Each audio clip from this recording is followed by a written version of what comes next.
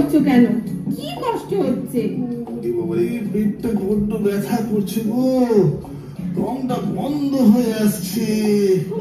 সে কি গো, কি আবার বাঁধালে বলো তো? কিছু বলতে পারছি না গো।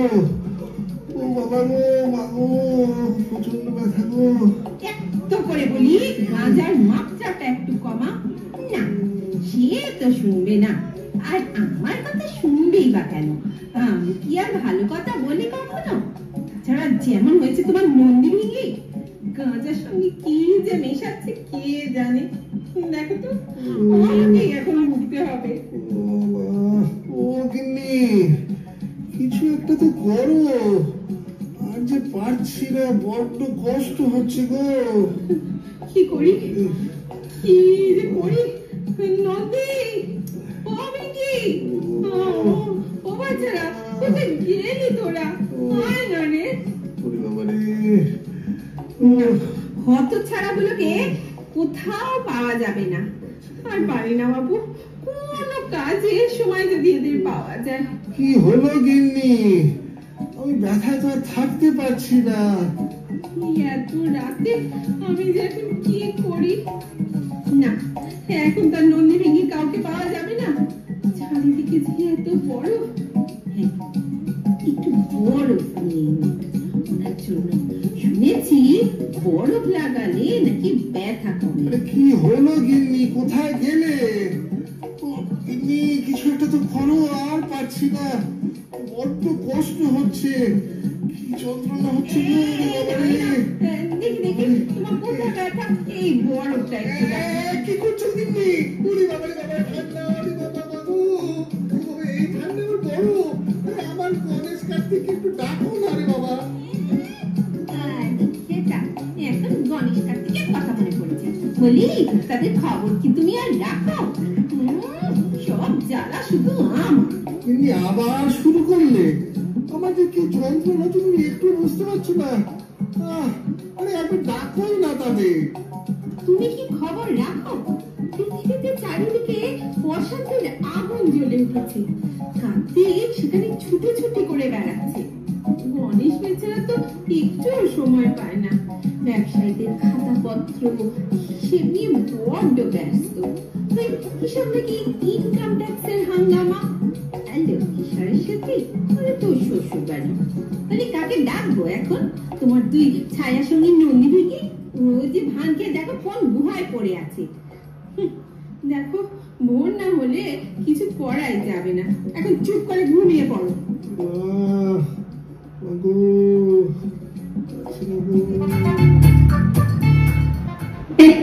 এই জেনে আমার নন্দী ভেঙি, থাকিস কোথায় বল দেখি তোরা? কত ছাড়া সব, বাড়িতে এমন একটা বিপদ আর তোদের দেখা নেই। কি হয়েছে মাথা গরম? একটু জরুরি কাজে মরতে গিয়েছিল। আর বলতে হবে না, তোদের যে কি কাজ আমার খুব জানা আছে। নিমের ডালের খোঁজে একটু মরতে গিয়েছিল মাথা গরম, তাই আসতে দেরি হলো। ওই ঠাকুর সকালে নিমের দাতন করবেন বলেছিলেন না? আর দাঁতন কে থাকলে তো দাঁত। এদিকে শুনতো, আমার একটা কথা তোরা সত্যি করে বলতো। হ্যাঁ বলুন না, সত্যি বলছি, একটা মিথ্যে কথা বলবো না। চুপ, একদম চুপ, একটা মিথ্যে কথা বলবো না। এই সত্যবাদী সব। বলতো এবার, কাল রাতে তোরা গাঁজার সাথে কি মিশিয়েছিস? সারা রাত কি ভীষণ পেটের যন্ত্রণা, মানুষটা নিঃশ্বাসও ফেলতে পারছে না। আমরা সেই দিব্যি মা, কিচ্ছু মেশাইনি, সত্যি বলছি। তিব্বতের দিক থেকে একেবারে টাটকা তুলে নিয়েছি। পৃথিবীতে ওটার চাষ আজকাল খুব বেশি হচ্ছে কিনা জানি, কি ব্যাপার। তবে তোরা বাপু একটা ব্যবস্থা কর, দেবাদেবীর কষ্টটা চোখে দেখা যায় না। তাহলে মাথা করুন, এবার আজ্ঞা করুন, আমরা অশ্বিনী কুমারদের একজনকে ডেকে আনি। আচ্ছা যাও, একটু তাড়াতাড়ি কর। মনে হচ্ছে মরেই যাবো গো।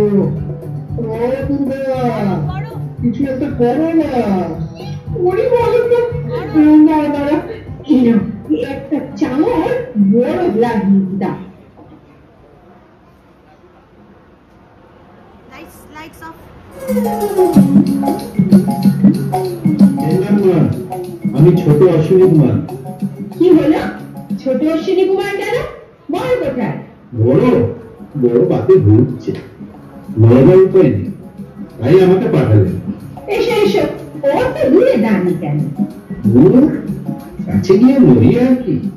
আমার যেন এই বয়সে মরা সাত হয়েছে, কে জানে বাবা, কিছু বলা যায় না। এই বুড়ো শিব এখন কিরকম মেজাজে আছে, কথায় কথায় তো তৃতীয় নয় নিয়ে আগুন ছোটে। প্রশ্ন করে দিলেই হয়। কি অত বিক্রি করছো? কাছে এসে একটু দেখো না। এই এই আসছি মা। মা বলছি কি কর্তার চোখে আগুন টাগুন নেই করো? আমার আগুন কাল রাত থেকে যন্ত্রণায় চোখে করতে পারছে না, পেটে অসহ্য যন্ত্রণা। ও তাহলে ঠিক আছে, ঠিক আছে।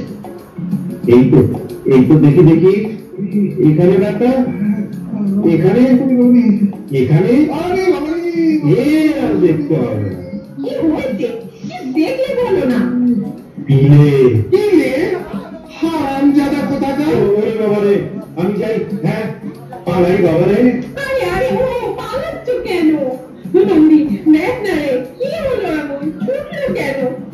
যা, এবার কি হবে? মা ঠাকুর, এবার কি হবে? বলি, কি হলো তোমার? ওরকম তাড়ালে কেন ওকে? না তাড়াবো না, ডাক্তারি করতে এসেছেন। হারামজাদা কোথাকার! আরে এইসব মান্দাতার আমলে ডাক্তার দিয়ে চলবে না আমার। আজকাল বিজ্ঞান অনেক এগিয়ে গেছে। হ্যাঁ, বিজ্ঞান অনেক এগিয়ে গেছে মানে কি? কি বলতে চাও তুমি? বলছি দাঁড়াও।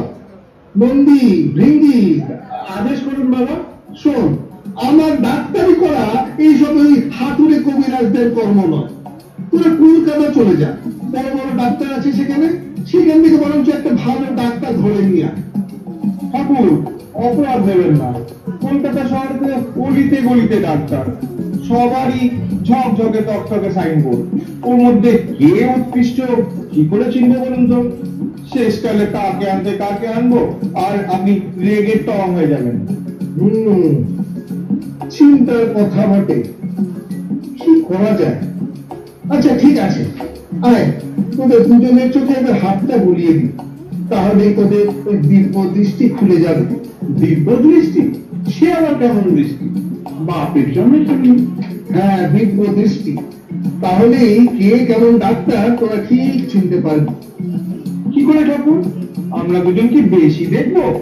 বড় বড় দেখতে পারবো? কিন্তু কি যে বলিস না, তোরা দেবতা করতে পারলাম না, যত সব। শোন তবে, ভালো করে শোন। যেসব রোগী ডাক্তারদের ভুল চিকিৎসার জন্য মারা যায়, তাদের আত্মারা রোজ সেই ডাক্তারের বাড়ি কিংবা ডাক্তারখানার সামনে ভিড় করে। কাজেই যে ডাক্তারের কাছে দেখবি এইসব আত্মার ভিড় কম, তাকেই তুলে নিয়ে আসবি, বুঝলি? না, আমার একটা আপত্তি আছে। বলছি, ডাক্তারের খোঁজে যদি মরতেই পাঠাচ্ছ, তাহলে কলকাতা কেন? কার্তিক বলছিল ইউরোপ আমেরিকায় চিকিৎসার নাকি আরো উন্নতি হয়েছে। তারা খুলি পর্যন্ত খুলে ভিতরের মাল মশলা বদলে দিচ্ছে। আমার খুবই খোলবার প্রয়োজন হবে না, কিন্তু মগজে মাল মশলা মেরামত করবার দরকারই নেই। সেরকম কিছু হলে তো তোমার ভাই ওই শ্রমিকই ডাক্তার। ওর চেয়ে বড় সার্জন আর কে আছে বলো? সেই গণেশের মুন্ডুটাই তো বেমালুম বদলে দিল। যাক, কলকাতার ডাক্তারই আমার দরকার। পুজো পার্বণে এখনো ওরাই আমাদের ডাকে, নৈবুদ্ধ দেয়। আমার ভারতীয়দের জানা আছে, কাজেই আমার চিকিৎসা ওরাই ঠিক করতে পারবে। আচ্ছা, তুমি যা পারো করো। আমি বাবা রান্না বাড়ি যাই। দুধ চাপিয়ে এসেছিলাম কড়াই, পুড়েই গেল নাকি কে জানে। তাহলে ঠাকুর আমরা এবার আসি। আজ্ঞা দিন তবে ঠাকুর।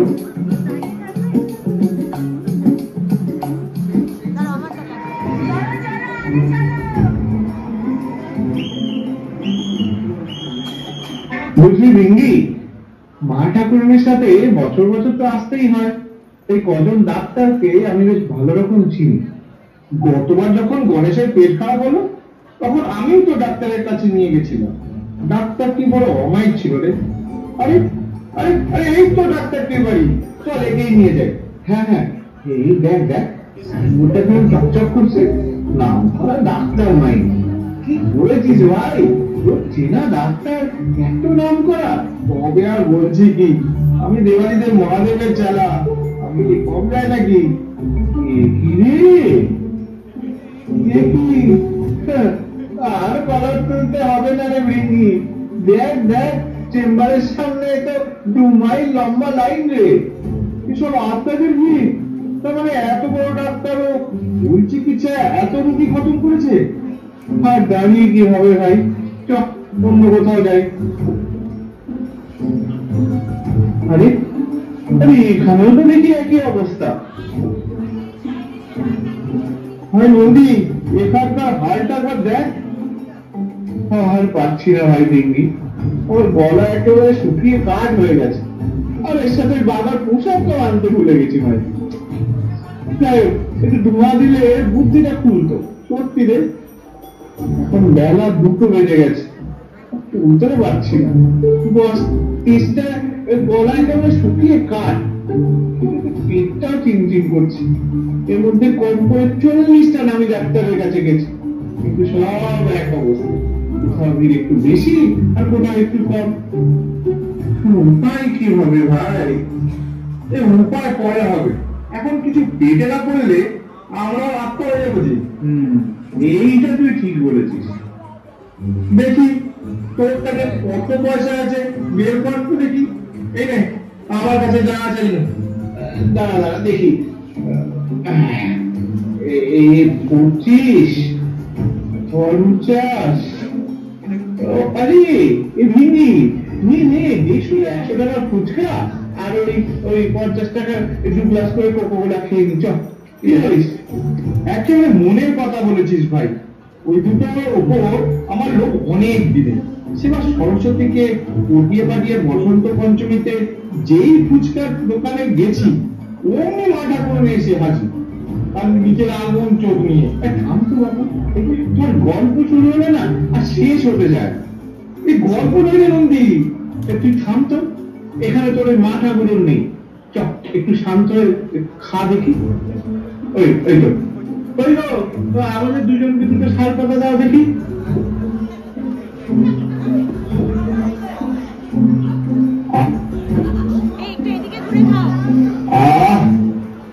কি খেলাম, কলকাতার ফুচকা যেমন স্বাদ, মন কি আর ভরে না, আশাই মেটে না যাবে। শান্ত বাবু, চল চল এবারে দুজনে মনুমেন্টের তলায় গিয়ে একটু জিরোই দেখি, ভাবি কি করা যায়। তুই একটু ভাব, তার একটা ধরে না নিয়ে গেলে রক্ষে নেই, বুঝলি? যে হবে বুঝতে পারছি না, শুধু খাই খাই। কিন্তু জেনে শুনে এসব ডাক্তার নিয়ে যায় কি করে বলতো? বাবার আদেশ না মানলে বাবা যে রেগে আগুন হয়ে যাবে। আমার তো কিছুই মাথায় আসছে না। আমার মাথায় একটা মতলব এসেছে, বুঝলি? চল একটা কাজ করি। এই শহরের ডাক্তাররা তো সব একই করতে, কিন্তু দেখি সব সারা মানুষ মারা ডাক্তার। চল মানুষ শহর তৈরিতে করে, কলকাতার কাছাকাছি ভালো ডাক্তার নিশ্চয়ই আছে। চল তাই যাওয়া যাক। শ্রীরামপুর, চন্দ্রনগর, তো সুবিধে হলো না। চল দেখি আরেকটু এগিয়ে। চল। কি বলে তোর বাবা? এই দেখ, সরু গলির মুখে ছোট্ট একটা ডাক্তারখানা, আর মাত্র 2 ডাক্তার দাঁড়িয়ে। কোন জায়গা বলতো?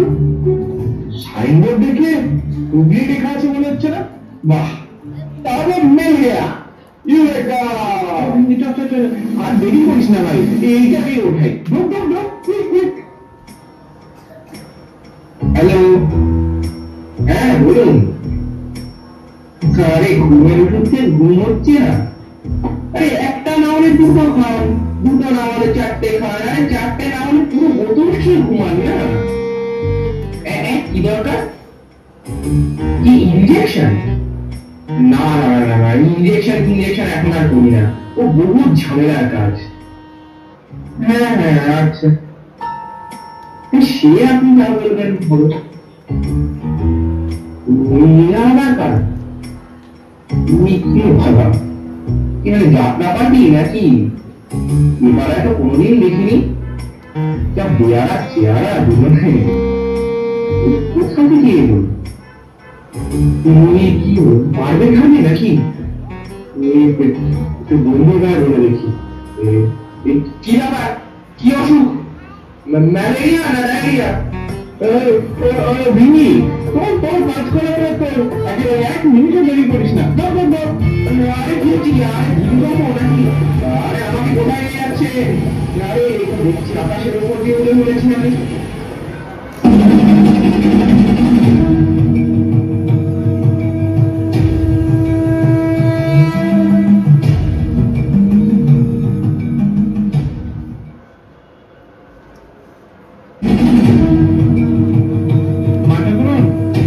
এসে গেছি।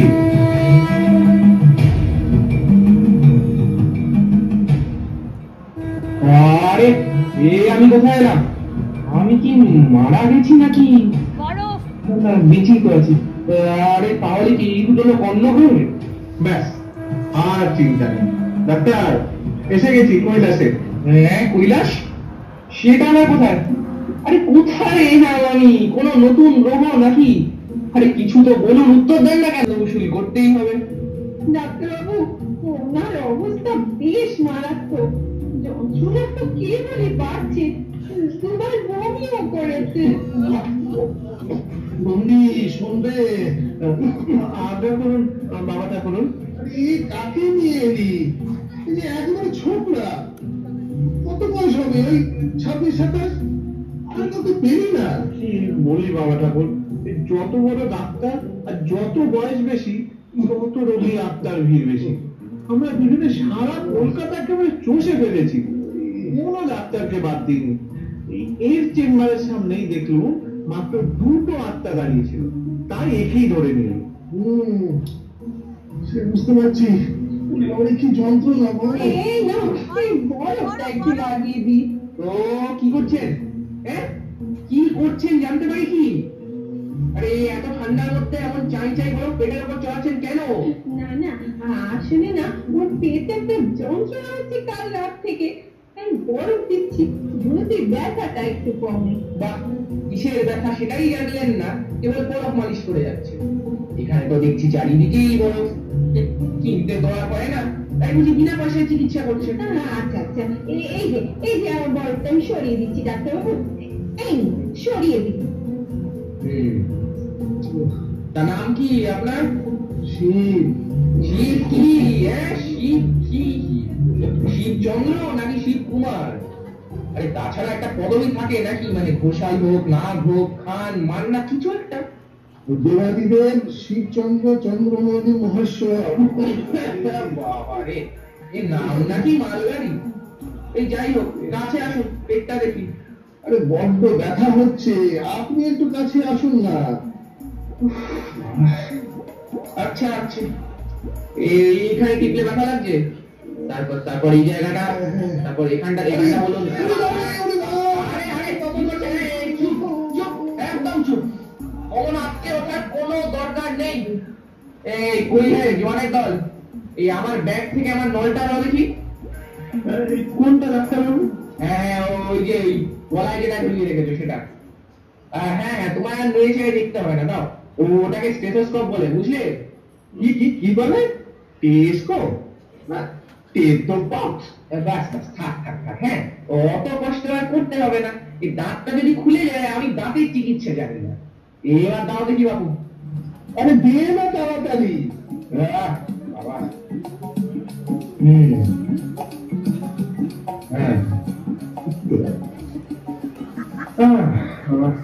হ্যাঁ মহেশ্বর মশাই, পেটের সত্যি তো সপ্ত সমুদ্রের গর্জন শুনতে পাচ্ছি।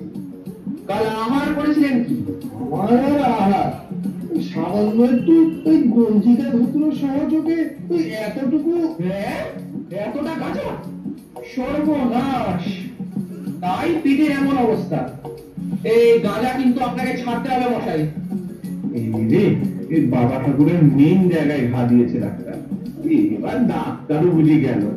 এই তো ঠাকুর, এই বোধহয় ঠাকুরের তৃতীয় নয়ন এক্ষুনি জ্বলে উঠলো।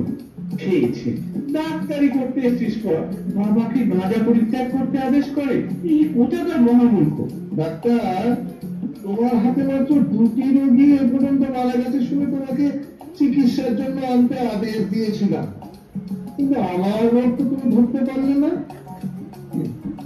দেবাড়িদের মশাই, গাঁজা খেলে পেটের ব্যামোটা হবেই, সঙ্গে আমার মাথার ব্যামও হতে পারে। ডাক্তার, বেশি বাড়াবাড়ি করো না।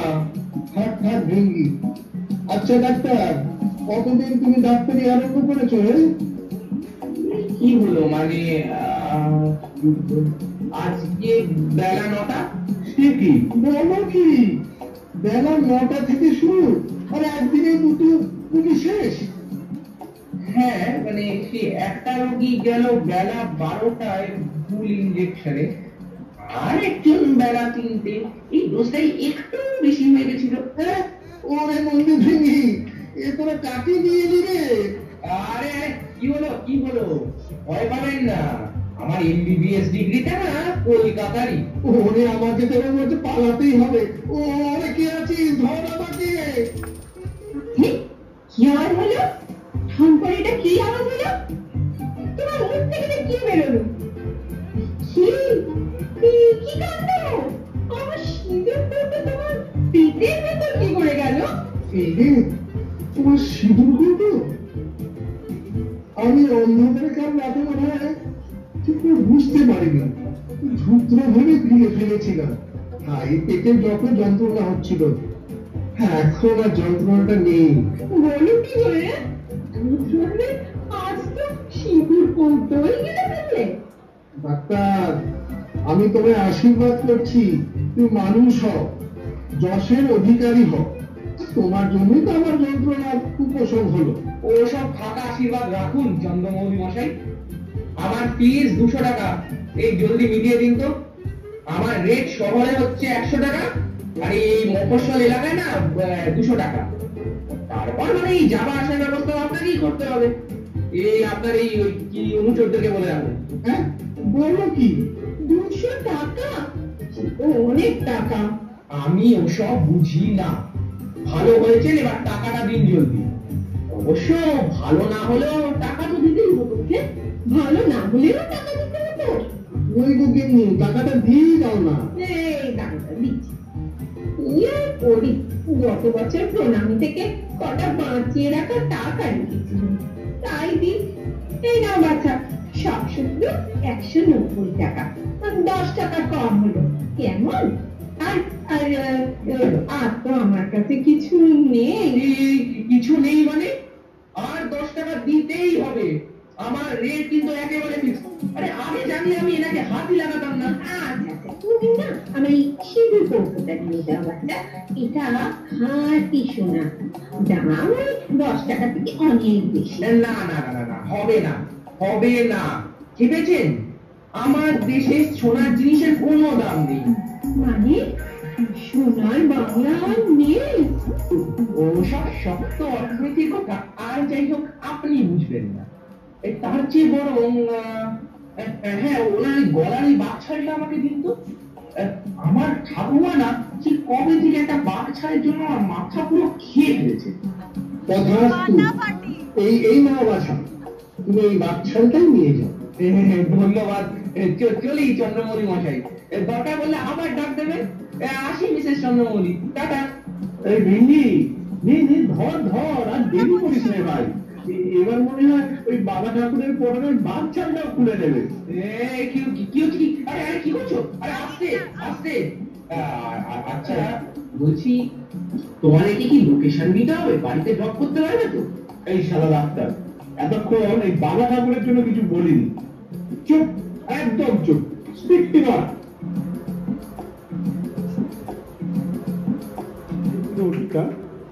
ডিরেকশনটা ওর সম্পূর্ণভাবে ইনভলভ ছিল। আনফর্চুনেটলি ওর পায়ে একটু, এটা হয়তো বিশ্বাস করতাম না, মানে একটা একটা শেয়ার করেছিল একটা এক্সরে ইমেজ, সেটা দেখে মনে হয়েছে যদি ওটা ওর পা হয়ে থাকে তাহলে ওরই ফ্র্যাকচার। এটাও জানি না বাহানা কিনা যাতে নাটকটা না করতে হয় ওকে, এটাও হতে পারে। খুব কষ্ট করে শরীর পরিশ্রম করেছে। আরেকটা ব্যাপার ছিল ওর মধ্যে, একটা সিক্রেট বলি, এই নাটকে কিন্তু আমার অভিনয় করার কথা ছিল, এই গোবর রোলটা আমার করার কথা ছিল, কিন্তু আমার কাজের ব্যস্ততার কারণে আমি সময় দিতে পারিনি, সেই জন্য আমাকে বাদ দিয়ে দিয়েছে, বলেছে তোমায় করতে হবে না। ঠিক আছে, না না, ডাক্তারের 26-27 বছর বয়স। এটা ছিল ডাক্তারের 26-27 বছর বয়স, আমাকে নিয়ে কিছুতেই সাজিয়ে 26-27 করা যাবে না, সেই জন্য বাদ দিয়ে দিয়েছে।